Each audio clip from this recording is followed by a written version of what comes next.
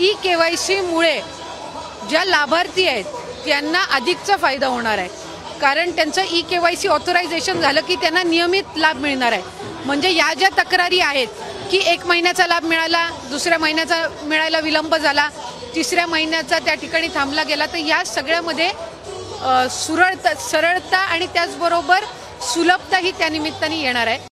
लाभ आहे त्या माता भगिनींच्या अकाउंटला डायरेक्ट डीबीटी हा करायचा आहे। त्यामुळे कुठल्याही पद्धतीची चिंता नसावी। या उलट बजेट हा 43,000 कोटी आहे। आम्ही ज्या वेळेला ही योजना प्रस्तावित केलेली होती त्यावेळेला राज्यातील 2.5 कोटी महिला माझ्या माता भगिनींना या योजनेअंतर्गत लाभ मिळेल। लाडक्या बहिणींसाठी अतिशय आनंदाची बातमी आहे। ई-KYC केल्यामुळे लाडक्या बहिणींना मागचे सुद्धा हप्ते आता आहेत ते मिळणार आहे। ज्या लाडक्या बहिणींना जुलैपासून हप्ते आलेले नाहीत, कारण अनियमित भरपूर लाडक्या बहिणींना हप्ते मिळत होते। आताच आपण ऐकलं की आदित्य तटकरे मॅडम यांनी काय म्हणाले आहेत की काही लाडक्या बहिणींना काय होतंय, जुलै महिन्याचा हप्ता मिळालेला आहे, काही लाडक्या बहिणींना ऑगस्ट महिन्याचा हप्ता मिळालेला आहे, काही लाडक्या बहिणींना जूनचा हप्ता मिळालेला आहे, मधले हप्ते आलेले नाहीत।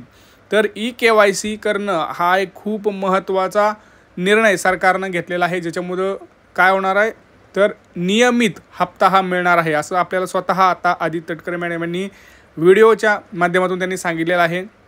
माध्यमांशी बोलताना त्यांनी सांगितलेलं आहे, काल एक मोठी बैठक झाली आहे, त्या मोठ्या बैठकीमध्ये सरकारनं एक नवा असा निर्णय जो की लाडक्या बहिणींच्या हितासाठी आहे तो काय आहे मी तुम्हाला पुढे सांगणारच आहे। आनंदाची बातमी असणार आहे, सप्टेंबर महिन्याच्या हप्त्यासोबत ऑक्टोबर महिन्याचा सुद्धा हप्ता येणार आहे। 2 हप्ते एकत्र सरकार हे देणार आहे।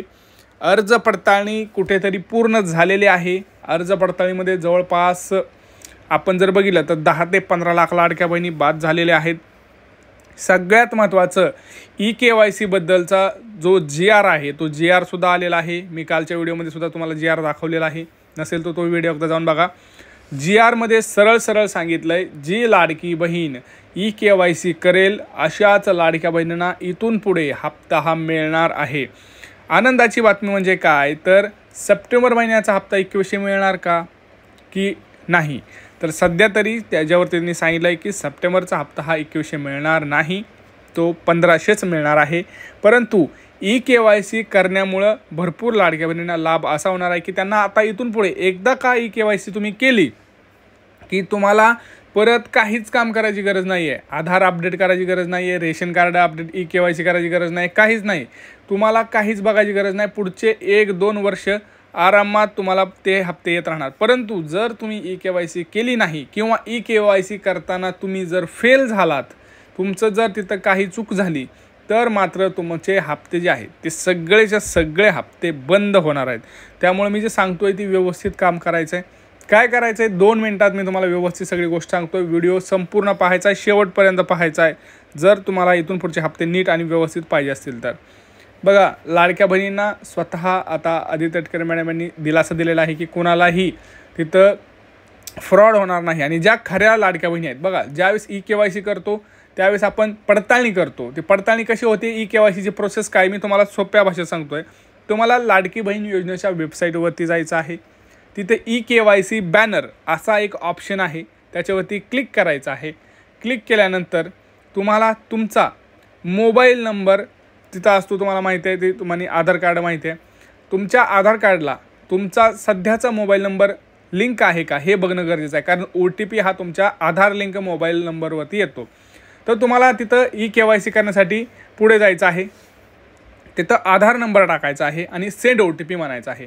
लक्षात घ्या, पहिल्या प्रोसेसमध्ये तुमच्या मोबाईलवरती OTP येतो आणि त्याच्यामध्ये OTP येण्यापूर्वी तुमचं यादीत नाव आहे का नाही हे चेक केलं जातं। लक्षात घ्या, ज्यावेळेस तुम्ही आधार नंबर टाकता आणि सेंड कॅप्चा टाकता आणि सेंड OTP म्हणता त्यावेळेस तुमचं नाव यादीत आहे का नाही हे चेक केलं जातं।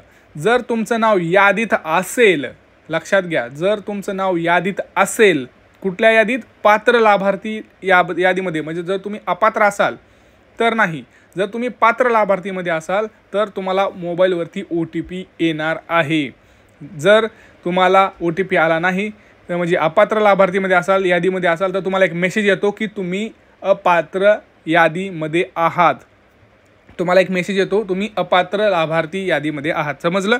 आता जर समजा तुम्ही पात्र लाभार्थीमध्ये असाल तर तुम्हाला एक OTP येईल, तो OTP टाकायचा आहे. त्याच्यानंतर पुढे जाऊन तुम्हाला तुमच्या वडिलांचा किंवा तुमच्या पतीचा हा तुम्हाला आधार नंबर टाकायचा आहे. कारण व्हॅलिडेशन लक्षात घ्या, KYC म्हणजे काय, नो युअर कस्टमर. तुमची पडताळणी करण्यासाठी 2 माणसाची गरज आहे, एक तर तुमची आणि तुमच्या वडिलांची, लग्न झालं नसेल तर आणि झालं असेल तर पतींची.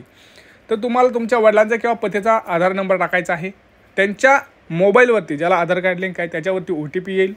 तो OTP तुम्हाला परत तिथं टाकायचा आहे आणि अशा प्रकारे तुम्हाला शेवटी सबमिट, सगळं तुम्हाला ॲग्री करून सबमिट बटनवर क्लिक करायचं आहे. नंतर एक तुम्हाला मोबाईलवरती मेसेज येईल की तुम्ही यशस्वीरित्या तुमचं KYC पडताळणी पूर्ण केलेली आहे. आणि आता इथून पुढे लक्षात घ्या, एकही हप्ता तुमचा चुकणार नाही. कुणी काही उद्या तुमची कुठलीही पडताळणी होणार नाही. ज्या दिवशी तुमची KYC पूर्ण झाली त्या दिवशीपासून पुढचे 1 वर्ष 100%, कारण प्रत्येक एका वर्षाला KYC होत असते. KYC झाली की तिथून पुढे 1 वर्ष एकही हप्ता तुमचा चुकणार नाही.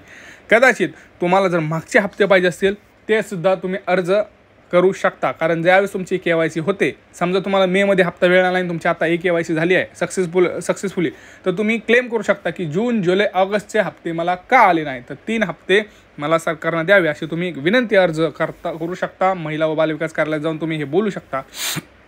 त्यासाठी तुम्हाला एक विनंती अर्ज प्रक्रिया फॉलो करावी लागेल. परंतु जर तुमची KYC पूर्ण झाली असेल तर स्वतः आता आपण सगळ्या मंत्र्यांनी सांगितलं आहे की ही योजना बंद होणार नाही. स्वतः आदित्य तटकरे मॅडम यांनी सांगितलेलं आहे की या KYCमध्ये फायदाच होणार आहे. परंतु GR हा 18 सप्टेंबर म्हणजे परवा दिवशी आलेला आहे. आज 20 सप्टेंबर आहे.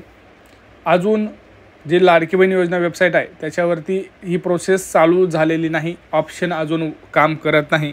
ज्यावेळेस काम करेल त्यावेळेस मी स्वतः तुम्हाला लाईव्ह प्रोसेस दाखवणार आहे की कशी ही प्रोसेस फॉलो होते आहे, तुम्हाला नेमकं काय करायचं आहे, कुठल्या गोष्टी लक्षात घ्या.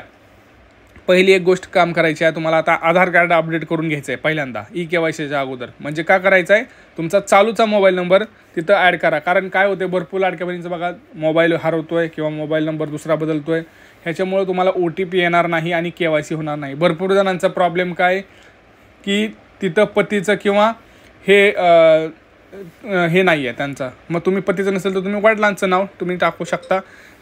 अशा भरपूर गोष्टी तुम्ही तिथं करू शकता.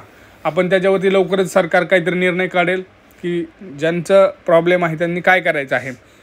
ओके, आता तुमचे कुठलेही प्रश्न असतील, प्रश्न पटापटा कमेंट्समध्ये कमेंट करा. हा व्हिडिओ आपल्याला काय करायचा आहे, जास्तीत जास्त लाडक्या बहिणींपर्यंत शेअर करायचा आहे. खूप महत्त्वाचा व्हिडिओ आहे, कारण ज्या लाडक्या बहिणी KYC करतील त्यांना इथून पुढचे हप्ते तर मिळणारच आहेत, मागचे सुद्धा राहिलेले हप्ते मिळणार आहेत. त्यासाठी तुम्हाला मी सांगितलंच आहे काय करायचं आहे. चॅनलला सबस्क्राईब करणं ही सुद्धा खूप महत्त्वाचं आहे, कारण तुम्ही फक्त व्हिडिओ बघताय आणि खरी माहिती देणारा एकमेव आपला हे चॅनल आहे. कमेंट्स सेक्शनमध्ये कमेंट करा, कोणाकोणाला ऑगस्टचा हप्ता आलेला आहे, कोणाकोणाची KYC प्रक्रिया पूर्ण आहे.